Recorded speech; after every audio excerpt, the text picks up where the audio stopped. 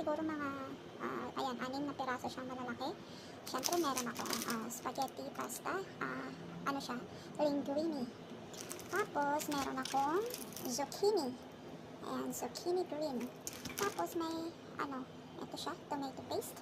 Tapos, may coriander. Tapos, meron akong button mushroom. Brown siya kasi mas healthy daw ang brown kaysa sa puti. Tapos, meron akong tatlong pack ng minced pork or giniling. Hindi ko na siya inaano eh. Ito lang yung may kanya may ano na siya. Bali, 2.88 kg. So, I don't know kung ilang ano yan. So, para, alam mo naman ako guys, pagka nagluluto, puro estimate. So, ayan, wala nang sukat-sukat. Estimate is the key. So, tapos, meron akong cheese. Mainland brand siya. So, ito yung gusto nila yung mga kakaibang yung mas healthy. Yun. So, later, ipapakita ko sa inyo na yung mga hiwang ingredients na. So, ayun guys, nakapaghiwa na ako ng mga ingredients. Ito yung aking dalawang onion or sibuyas. Ito na yung aking 6 na kamatis at saka zucchini. Hiniwa ko lang siya ng medyo, ayan, manipis-nipis. So, ito na yung ating grated cheese. Ito na yung aking button mushroom. At syempre, ito na yung aking giniling na hinugasan ko muna bago siya lutuin. Tapos, meron na akong hiniwang bunch of coriander.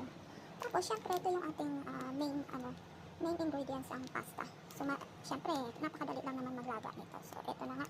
At ako yung nagluluto na guys. So, ayan na nga guys, nagpainit ako ng kawali at saka mantika.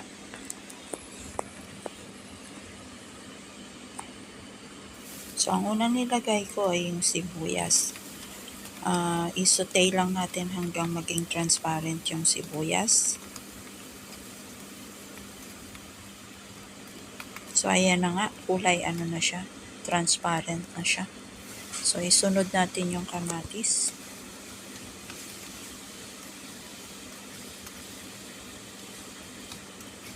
Ihalo-halo lang natin hanggang sa kumatas yung kamatis.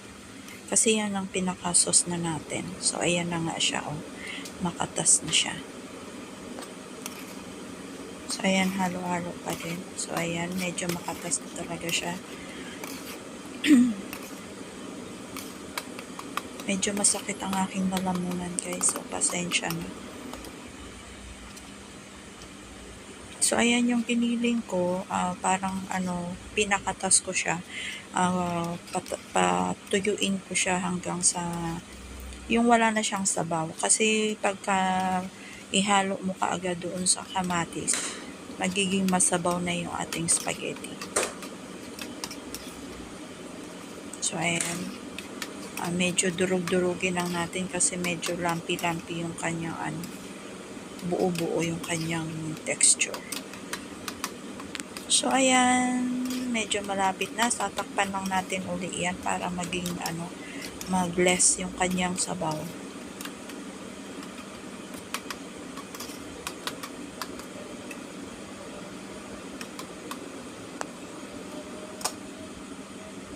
So, ayan, takpan uli.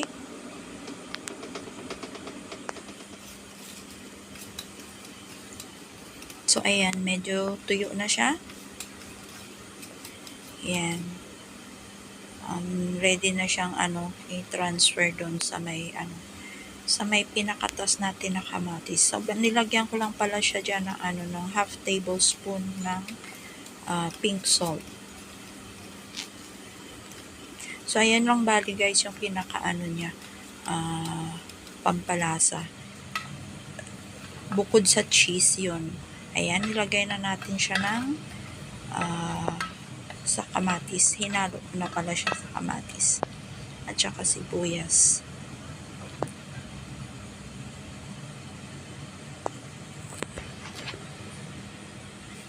Binalik pa talaga kasi may naiwan dyan. So, ayan.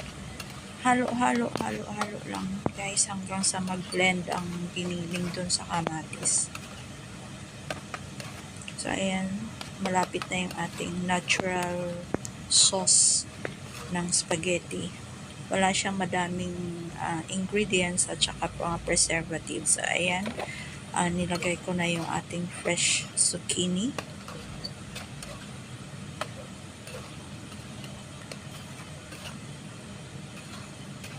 So, ayan, halo-haluin lang natin hanggang mag-blend doon sa kamatis. So, ayan, sunod natin ang button mushroom. Medyo maliit lang yung aking kawali dyan.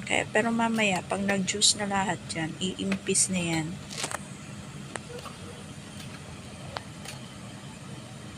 So, ayan, mix-mix lang natin hanggang sa ma-blend. Tapos, takpan at isimmer natin ng ano. So, ayan, naglagay pala ako dyan ng tomato paste kasi medyo maputla yung kanyang kulay. So, parang ayan lang yung pinaka, natin, pampakulay. Pandagdag pang kulay sa ating spaghetti sauce. So, hindi mo na kailangan bumili ng marami pang mga tomato sauce, tomato paste.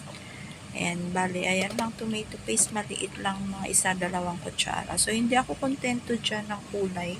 Nilagyan ko pa ng 1 tablespoon. Tansyahin nyo lang kung kung medyo maganda na yung kulay. Hindi ko naubos yung 1 lata ng dyan, na maliit na tomato paste. So, ayan, tinakpan ko uli. So, ayan.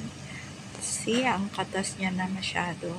Kaya, medyo medyo masabaw na yung ating spaghetti. Pero, yan, mas maganda kasi natural juice ng ng mga gulay. Ng kamatis, mushroom, at saka ng zucchini. So, ayan, halo-haloin lang natin hanggang at least almost done na siya kasi inaano ko lang yung tubig niya na ma-less pa.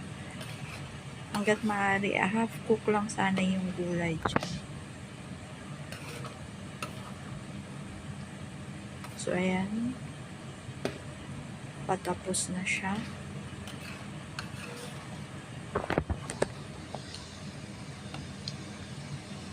Medyo masakit lang talaga sa kamay ang paghahalo, pero walang choice.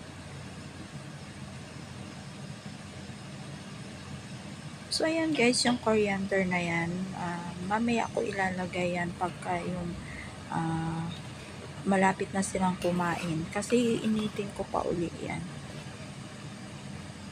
Para hindi malata yung coriander natin.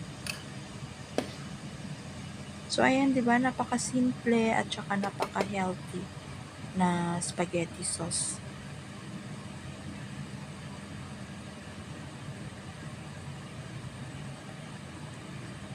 Sila na bahalang maglagay ng paminta kung gusto nila ng may paminta or gusto nilang dagdagan ng asin. So, ayan na nga guys. So, okay na daw. So, ayan. Ayan ang finished product. So, ayan, ready to eat na sila. Thank you so much for watching.